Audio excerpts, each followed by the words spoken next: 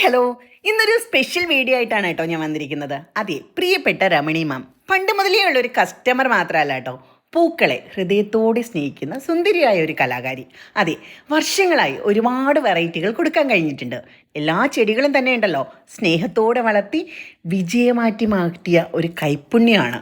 അതെ, കണ്ണൂർ പുഷ്പോത്സവത്തിൽ തുടർച്ചയായി 6ാം തവണ വിജയം ആവർത്തിച്ച ഈ പുണ്യത്തെ നിങ്ങൾ അറിയണം.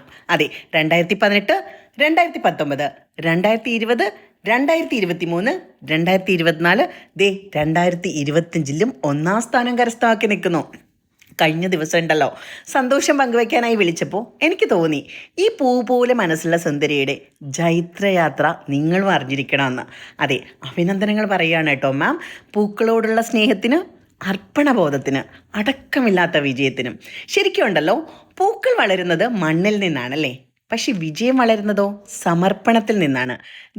അത് നമുക്ക് ഈ പുഞ്ചിരിയിൽ കാണാനാവുന്നില്ലേ? നോക്കിക്കേ.